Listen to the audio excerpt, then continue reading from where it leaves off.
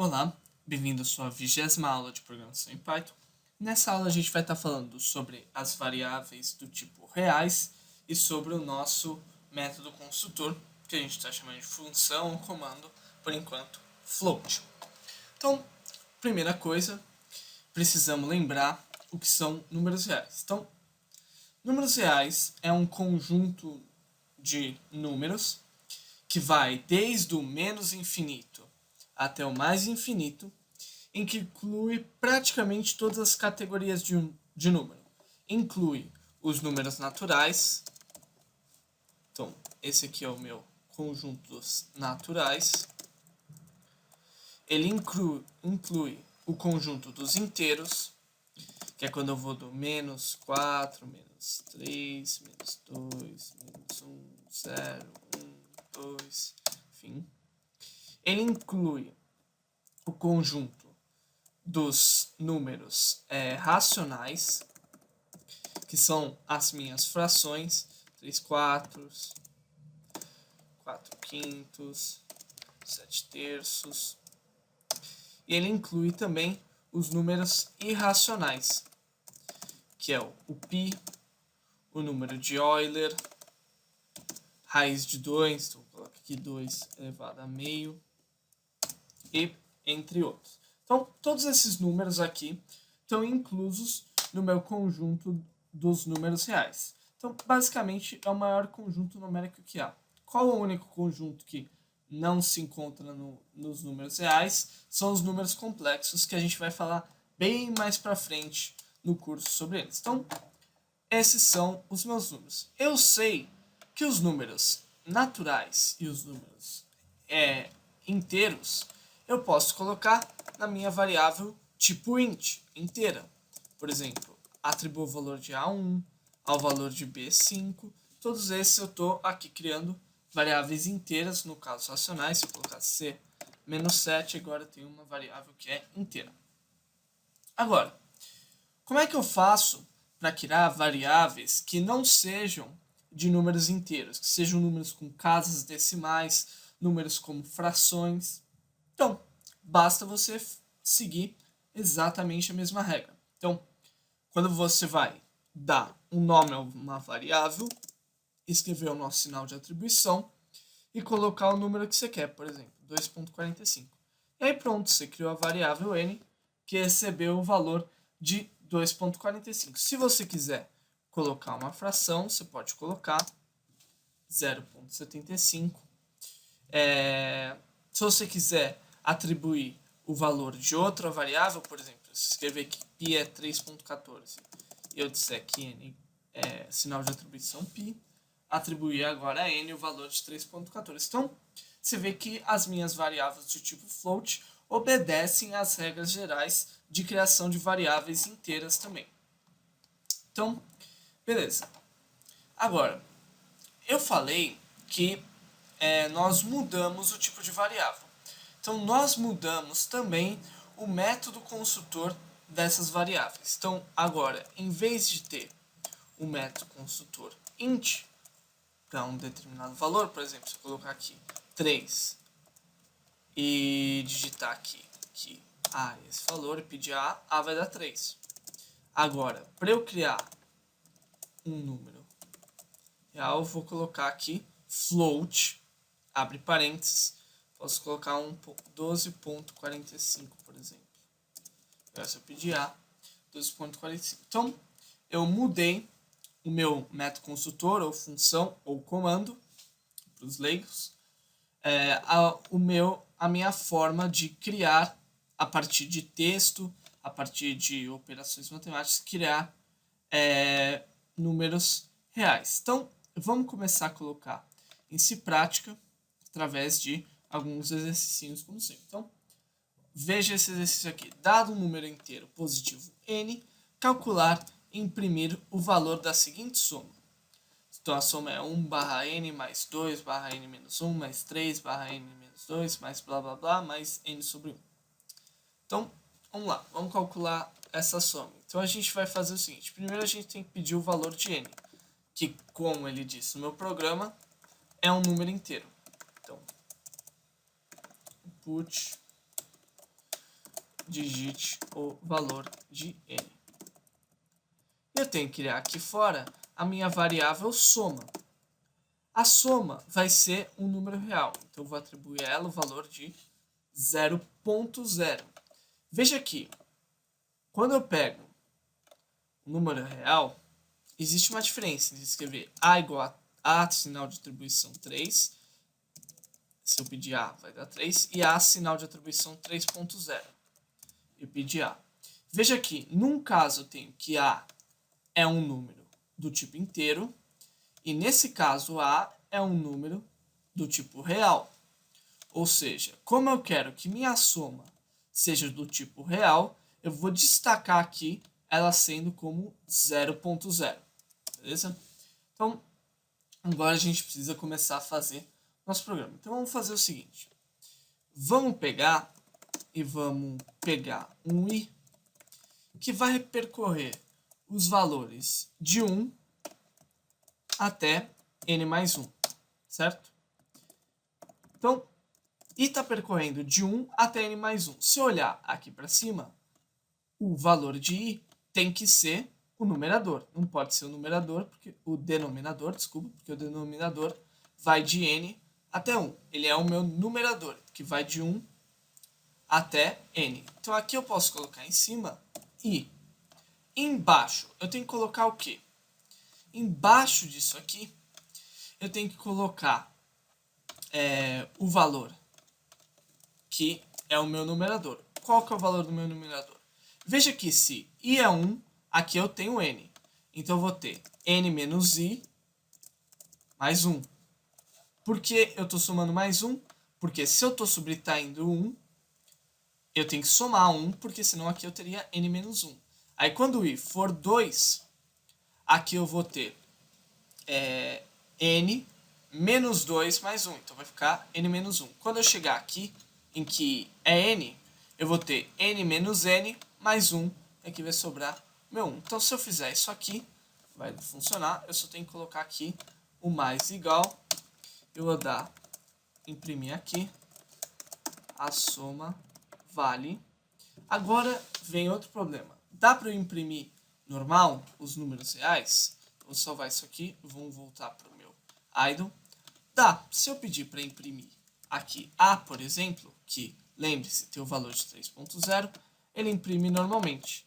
Se eu quiser imprimir texto e colocar o A aqui, ele imprime também normalmente. Então eu posso colocar a minha variável no meio da minha função print como se fosse uma variável inteira que ele vai funcionar normal. É para esse caso de impressão, lógico, em que você coloca o vírgula, o nome da variável, ou direto a variável. Tá? Então, a soma vale, vírgula, soma. Então, se eu salvar isso aqui e executar, vamos pegar a soma de 3. Então, a soma vale 4.336. Vamos ver se isso está correto. A soma de 3 é 1/3, que é 0.33, vai, mais 2 sobre 2, que vai dar 1, né? Mais 3 sobre 1, que vai dar 3. Então, se somar isso aqui, vai dar 4.33, que é o meu resultado. Só que aqui é uma dízima periódica, então eu tinha 3,333. Então, meu programa funciona corretamente. Então, beleza. Assim a gente já consegue criar variáveis do tipo float e usar operações matemáticas com ela. Veja aqui, eu não falei nada, mas você vê que as operações matemáticas com float funcionam igual com as operações matemáticas para variáveis inteiras. Então, se eu tivesse 3.0 vezes 4.7, você vê que ele vai funcionar corretamente. Se eu tentar, por exemplo, pegar e elevar ao quadrado, também funciona. Então, ele funciona como um número qualquer. Então, agora vamos olhar uma coisa que é importante com as nossas variáveis do tipo float. Então, ó, faça um programa para a leitura de 3 notas parciais de um aluno. O programa deve calcular a média alcançada por aluno e apresentar a mensagem é aprovado se a média for igual a 7, maior ou igual a 7, com a respectiva média é reprovado se a média for menor que 7, a média é aprovado com distinção se a média for 10. Então, ó, eu vou ter que pedir 3 notas para o meu usuário. Agora, essas notas não necessariamente são números inteiros. Eu poderia ter tirado numa prova 7,5, 4,7, 8,8. Lembra que eu falei agora no começo dessa aula que ao invés de eu usar o int com parênteses, para eu criar uma variável float, eu escrevo aqui float e os meus parênteses. Então esse é o meu método construtor, função, comando, que vai me devolver um número real a partir de alguma coisa que eu colocar aqui. Seja ela texto, seja ela outro número, mas por enquanto a gente vai estar mais trabalhando com texto.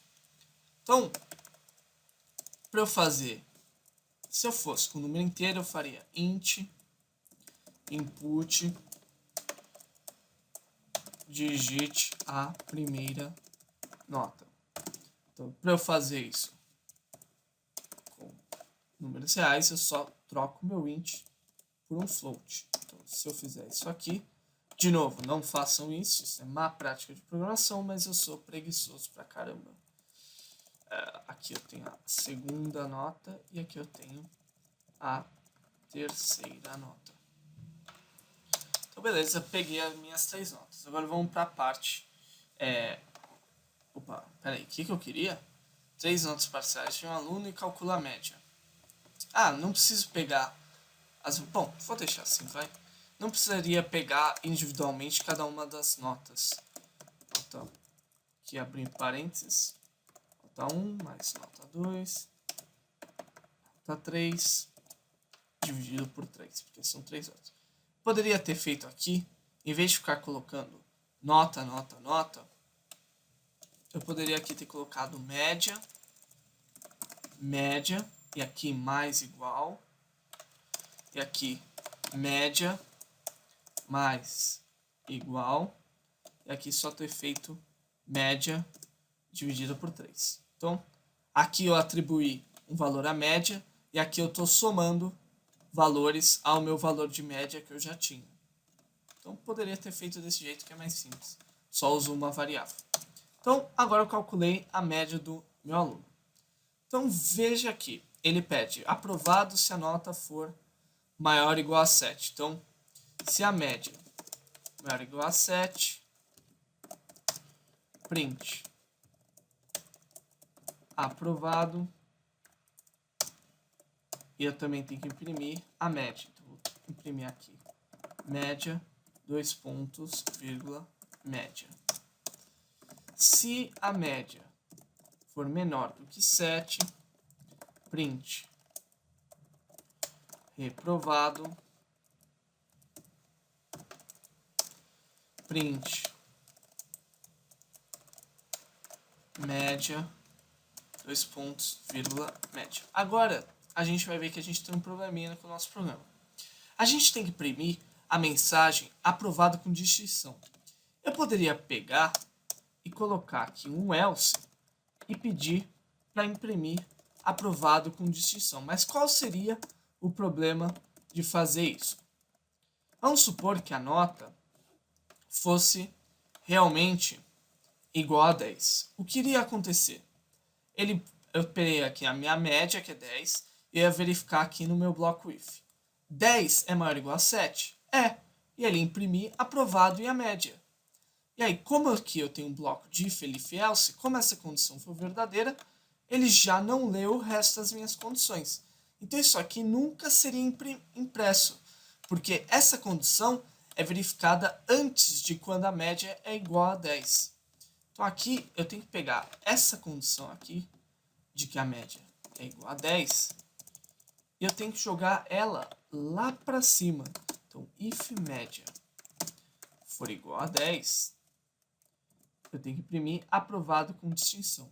Se a média for maior ou igual a 7, ou seja, se eu verifiquei e vi que isso aqui não é verdadeiro, ele vai verificar isso aqui. Ou seja, a nota pode ser maior ou igual a 7, mas ela vai ser diferente de 10.